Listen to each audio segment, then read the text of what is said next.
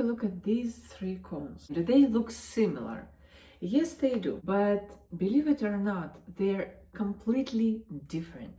And in this video, we will dive a little bit deeper into the yarn theory, and we will discuss what to expect from different materials, even though they look very similar while staying in cone. If you're one of those knitters who wants to understand the materials better, who wants to know which material gives you what effect, if you constantly ask those questions, why, how, what's the point, in this case, you're very welcomed on this channel, because this is what we do here. We try to understand what is going on your knitting needles and why. So in this video, I'm gonna do a research, because I know what this yarn is, I know what this yarn is, but I don't know what this yarn is. So today we're gonna make some tests to figure out what this cone is and what to expect from it, what projects it's suitable for. Because the interesting part here is not every yarn is suitable for any project. How come? They look very similar. Well, let's talk about this one and this one, because I know exactly what these cones are. These two beige bobbins. This is pure linen and this is half wool. How do I know that? Because I bought it, got it from a good store. This is pure linen. What do we expect from this material? Can you make a winter sweater from it? My answer here would be no, because it's not warm. It doesn't hold errands. It doesn't hold ribbings. This is why we like pure linen, pure cotton, pure silk for summer garments, because they adjust to your body temperature and they keep you cool instead of making you warm. And this orange top, I made it from exact same pure linen, except for a different color you're seeing right now, this terracotta crop top. But the material is just the same, it's this linen. See how flowy it is. It doesn't have any structure, and I don't want that structure for a summer dress, okay? I want a structure for a sweater, for a jacket, for a cardigan, but I do not expect any structure from this one. Do not make winter sweaters from pure linen. It's not gonna work. This color looks pretty much like this one, this shirt, but these are completely different materials. This one is viscose and this one is half wool. What do we know about half wool? What do we expect from half wool? Can we make a winter sweater from half wool?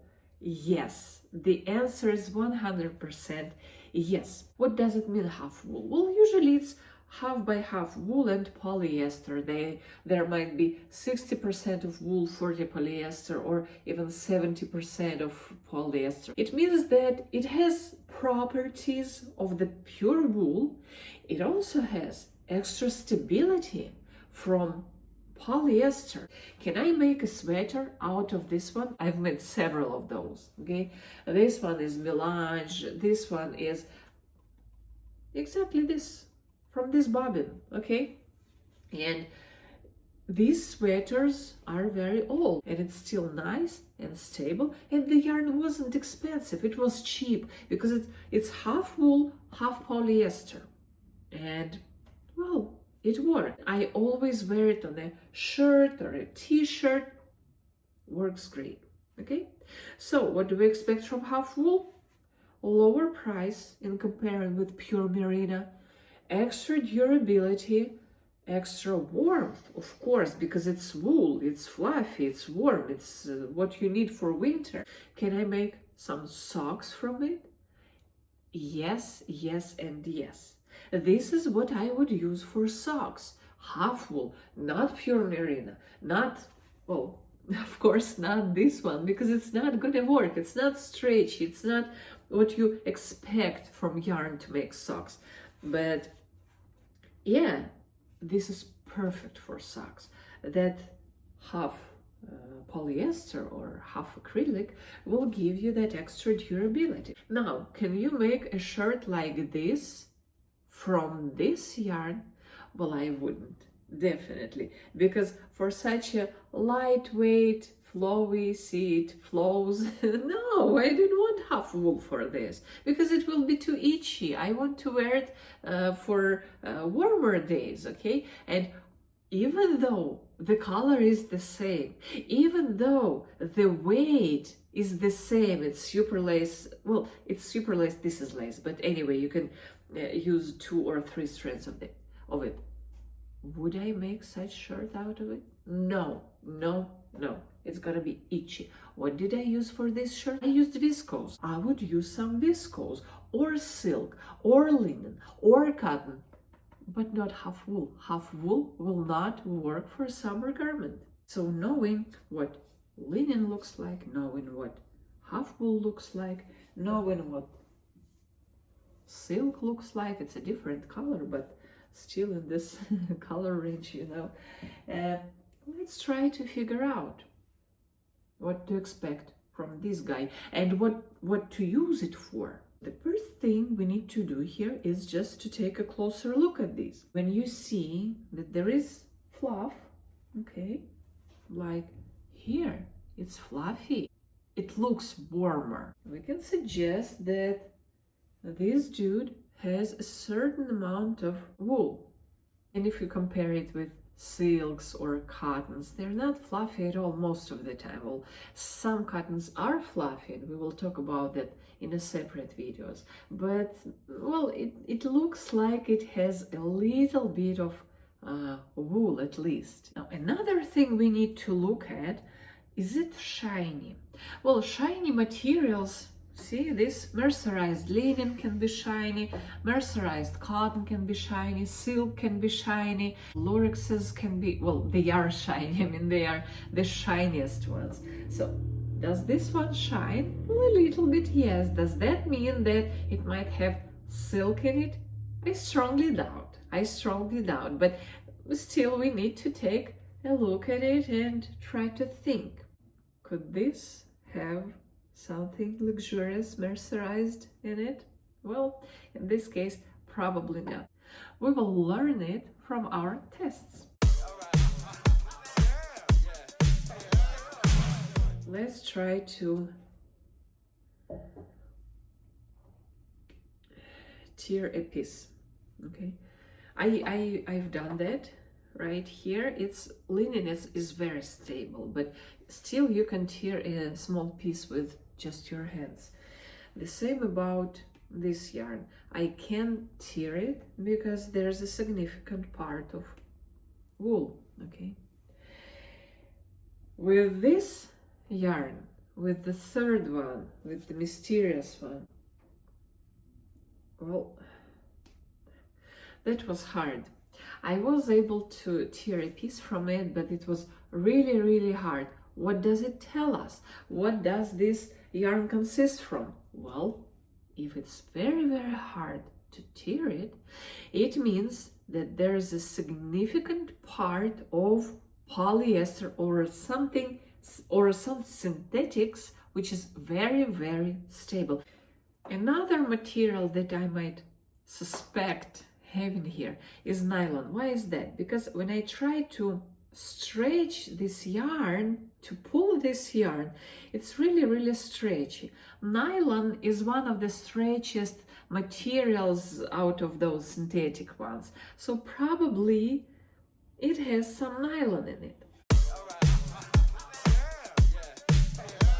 Okay, now let's start the most important test here, which is burning test. And this is pure linen, and let's see what it gives us.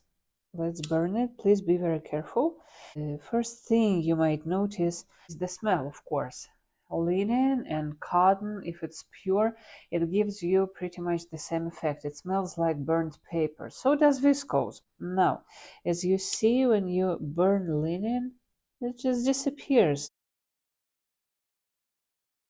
And if you take a look at the edge, you can easily remove that ashes, and the edge looks like nothing was burnt here. Now let's try to burn some half wool. First of all, again, I'm trying to feel the smell, and what I notice here is that it smells like burnt hair. This is what you will have trying to burn any wool. Wool mixes, pure wool, it doesn't matter. It always smells like burnt hair. And here you see what's going on the edge. You see this little ball right here. You see that part of the fiber just melt. What happened?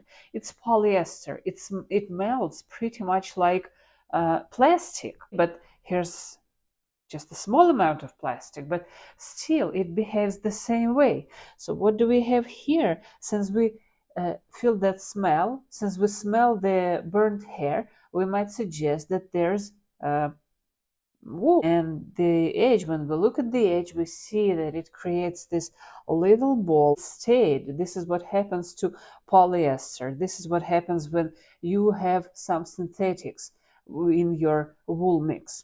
I was lucky to have some pure merino wool without any synthetics in my collection. I didn't mention it in the video earlier, but okay, if I try to burn it and if I try to remove that little thing at the edge, it removes very easily. The ash removes very easily because it doesn't stay. It's not polyester. It's just pure wool, burnt hair. And the ash, it just falls apart because it's natural. It's animal fiber. Let's see what happens to this mysterious yarn. Uh-huh. Oh, see? That little ball at the melted part, it even stretches. So my suggestion that it has nylon, it became even stronger right now because I stretched this ball point, this melted point, and wow, while it's hot, it stretches even more. And I feel that burning hair smell still. So yeah, it does have some wool. And see how different it is. It's just whoa, it stretches a lot. From the burning test, we figured out that it has a lot of synthetics. I would suggest this yarn consists of polyester and nylon. Of course, I cannot add a little bit of wool. And the wool here is the minority.